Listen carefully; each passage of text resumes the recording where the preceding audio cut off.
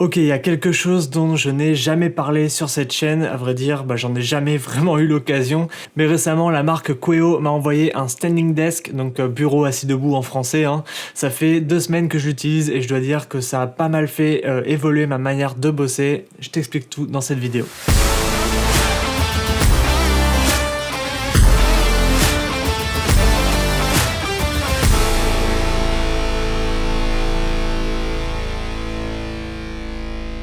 Hello, si jamais tu me connais pas, moi c'est Nico, je suis photographe et vidéaste. Ça fait environ 6 ans que je suis dans ce bureau et 3 ans et demi que j'y passe le plus clair de mon temps parce que je me suis lancé à plein temps en tant que freelance.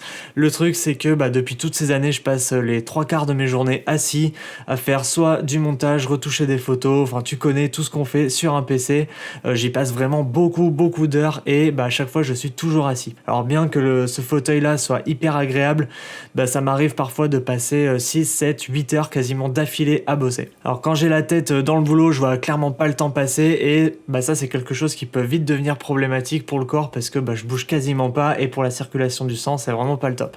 Du coup ça m'est souvent arrivé d'avoir des fourmillements, d'être un petit peu cassé, parfois d'avoir le dos cassé parce que je suis resté un petit peu dans la même position trop longtemps. Alors ça va parce que je me force quand même à bouger, je suis assez sportif aussi et puis je fais pas mal de pauses pour faire circuler mon sang, mais là le step qu'il fallait que je passe c'était le bureau assis debout. Donc j'ai contacté la marque Queo pour savoir s'ils étaient ok pour m'en envoyer un afin que je le teste et que je te donne un petit peu mon avis. Et petit disclaimer, c'est vraiment trop bien. Je développerai un petit peu plus mon ressenti en fin de vidéo. On va passer rapidement à la présentation du produit et surtout à l'installation. Alors moi, le modèle que j'ai choisi, c'est le Dynamic à 2 moteurs avec un piétement carré. En couleur, on est sur du noir chêne 2 et au niveau de la taille, je suis resté sur exactement la même chose que ce que j'avais précédemment, c'est-à-dire 160 par 80 cm pour le plateau. Donc pour moi, cette taille, c'est vraiment la bonne taille parce que 80 cm, c'est assez profond. Et puis, vu que j'ai 2 écrans de 27 pouces, il faut un bureau assez large pour pouvoir les supporter, donc 160 cm c'est parfait pour moi. Alors l'idée de cette vidéo c'est pas de faire un studio tour parce que le reste des accessoires que j'ai, des meubles que j'ai dans mon bureau ne bougent pas. Si jamais tu veux savoir tout ça plus en détail, comment j'ai pensé mon bureau, je t'invite à aller voir cette vidéo qui s'affiche là ici, que j'ai réalisée il y a quelques mois, elle est toujours d'actualité. Du coup la première étape pour remplacer un bureau c'est de démonter celui qui est déjà présent. Je te passe les détails mais étant donné que j'ai pas mal de câbles, 2 moniteurs, 2 enceintes, une carte son, un disque dur, tout ça représente vraiment beaucoup de câbles et le truc c'est que j'avais fait un super câble management il y a quelques mois donc c'était un petit peu un crève-cœur pour moi de devoir tout défaire, mais bon c'est le jeu, c'est pour avoir quand même un meilleur bureau après tout. Ça en gros c'est tout le câble management que j'ai fait, ça tient dans cette la petite goulotte ici.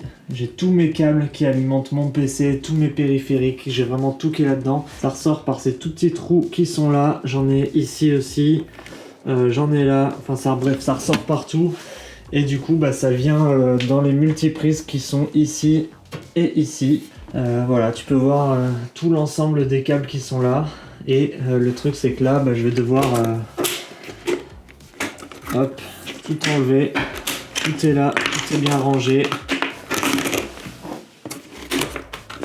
Voilà, c'est juste un crève-cœur de devoir enlever tout ça et de devoir tout refaire parce que tout était vraiment au millimètre, mais bon. C'est le jeu, c'est parti. Alors pour te dire, j'ai passé environ 1 heure et demie à tout enlever, à trier les câbles, nettoyer, faire de la place pour le montage et l'arrivée du bureau de Queo. Alors si jamais ça t'intéresse d'acheter, de franchir le pas, de prendre ce genre de bureau, il faut savoir une chose, c'est que le bureau est très lourd.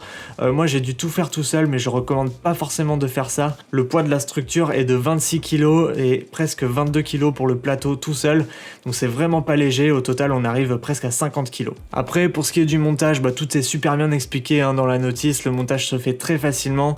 D'ailleurs c'est très bien emballé dans les cartons. Du coup au total on a la traverse centrale, les 2 pieds motorisés, les supports de plateau, les pieds, le moteur et la télécommande. Et bien évidemment on a toute la visserie. Bon je te passe ces étapes de montage mais ça se fait quand même assez rapidement comme je l'ai déjà dit.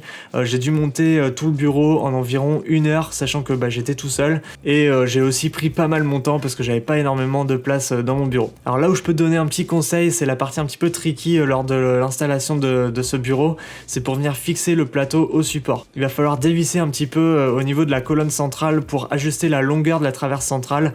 Donc tu verras, il y a des trous qui sont marqués, qui sont préfaits sur le plateau, ça va nous permettre de nous aider à nous repérer. D'ailleurs, le plateau il possède également des trous passe-câbles, donc ça c'est assez pratique, ça va nous éviter de devoir faire des trous nous-mêmes à la scie cloche et potentiellement mal le faire. Donc ça j'aime assez, c'est assez cool d'avoir un plateau qui arrive avec les trous déjà de fait. Ensuite, la prochaine étape, c'est de penser à choisir l'endroit où tu mets ton bloc de commande, donc là où tu as le 1, 2, 3, 4. Moi, je voulais le placer à ma droite lorsque je suis face à mon bureau, mais là, vu que lors de l'installation, mon bureau était retourné, il a fallu que je me projette, du coup, c'était du côté gauche. Alors, une fois qu'on a tout installé, il ne nous reste plus qu'à fixer le moteur. Et d'ailleurs, même chose, avant de venir fixer le plateau et tout ça, il va falloir d'abord laisser la place au centre de la colonne centrale pour que le bloc du moteur rentre entièrement. Moi, l'erreur que j'ai faite, c'est que j'avais tout fixé et au final, le moteur rentrait plus, donc j'ai dû dévisser les pieds pour les décaler de quelques millimètres, quelques centimètres, sinon ça rentrait pas. Et enfin, c'est là que je conseille d'avoir une personne pour t'aider, c'est pour retourner le bureau. Au total, je l'ai dit, on est sur presque 50 kg, donc c'est vraiment très très lourd. Et tout seul, j'ai vraiment beaucoup galéré. Bon alors du coup, c'est très bien tout ça, mais comment ça fonctionne? Alors je dois dire, c'est quand même relativement simple finalement.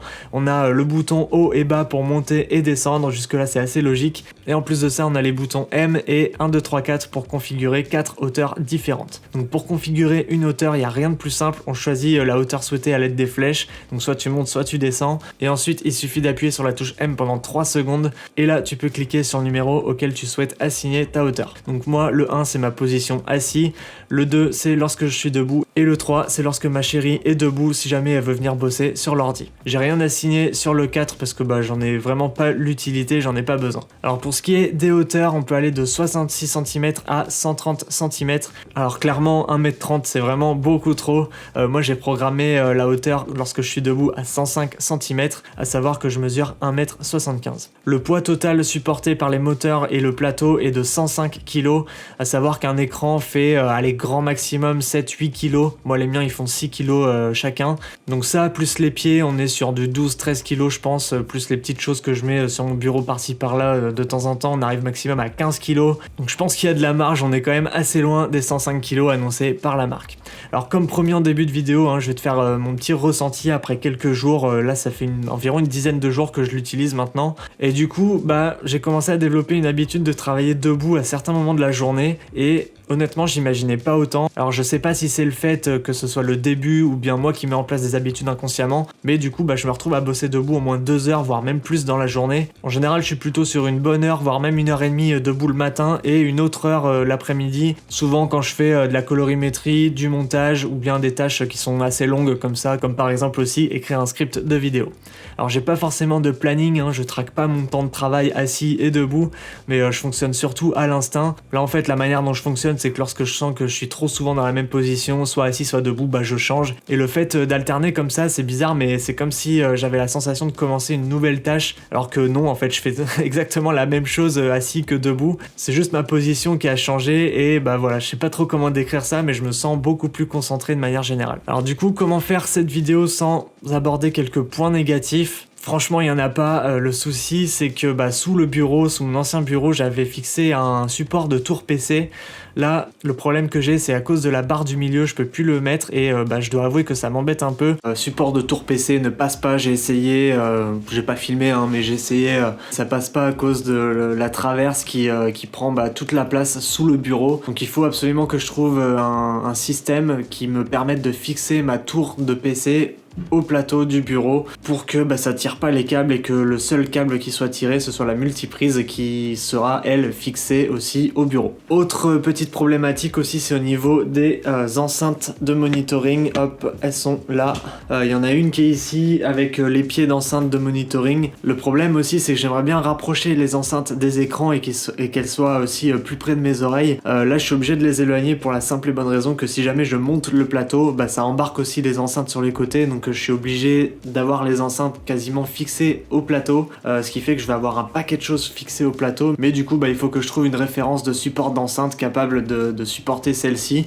Normalement en termes de poids ça devrait le faire, mais aussi il faut que ce soit esthétique, faut que ça me plaise. Là pour l'instant mon PC est posé sur le sol le temps que je trouve une solution alternative, et le but à terme c'est de pouvoir permettre à mon bureau de monter et descendre sans devoir tirer une armée de câbles. Ça c'est quelque chose qu'il faut vraiment anticiper si jamais tu envisages de prendre un bureau comme ça, c'est qu'il faut mesurer la longueur de chaque câble, comment il va se comporter lorsque ton bureau sera debout et comment il sera lorsque ton bureau sera en bas. Ça vraiment c'est le conseil que je peux te donner dans cette vidéo, d'anticiper la longueur de tes câbles pour pas en arracher un par erreur. Alors en soi c'est pas vraiment un point négatif par rapport au bureau en lui-même, mais plutôt une petite mise en garde des choses auxquelles il faut penser lorsqu'on achète ce genre de bureau. Du coup la conclusion c'est que après avoir passé des années à travailler assis, je commence à découvrir une nouvelle ergonomie de travail. C'est bon à la fois pour le corps parce que ça permet d'éviter la sédentarité, et surtout ça permet d'avoir une meilleure circulation sanguine, et aussi c'est bon pour l'esprit parce que j'ai plus la sensation de rester immobile alors que je me trouve dans la même pièce. C'est assez bizarre à décrire, mais c'est vraiment la sensation que j'ai. Et tout ça c'est accessible avec un simple geste sur un bouton. Voilà, je tiens à remercier Queo qui m'a fait confiance et qui m'a très gentiment envoyé ce bureau. Ils n'ont pas vu cette vidéo, c'est pas du tout un partenariat rémunéré. D'ailleurs si jamais ça t'intéresse de passer sur un standing desk, moi je t'encourage vraiment à le faire. Je te laisse quelques liens dans la description. Ce sont des liens affiliés par contre, mais je suis pas rémunéré comme je l'ai dit par la marque. Ils n'ont pas vu la vidéo avant qu'elle sorte. J'ai aucune directive, je suis libre vraiment de dire tout ce que je veux, donc je suis honnête vraiment comme d'hab dans mes vidéos. Et si jamais tu décides de passer par ces liens, ce sera un soutien direct pour cette chaîne YouTube et je te remercie d'avance. Voilà, c'est la fin de cette vidéo, merci d'être resté jusqu'au bout. Si jamais tu as des questions, des choses auxquelles j'ai pas pensé à dire dans cette vidéo, n'hésite pas à me le dire, j'y répondrai avec grand plaisir. Et moi je te dis à tout de suite dans cette nouvelle vidéo là qui s'affiche, là, juste ici.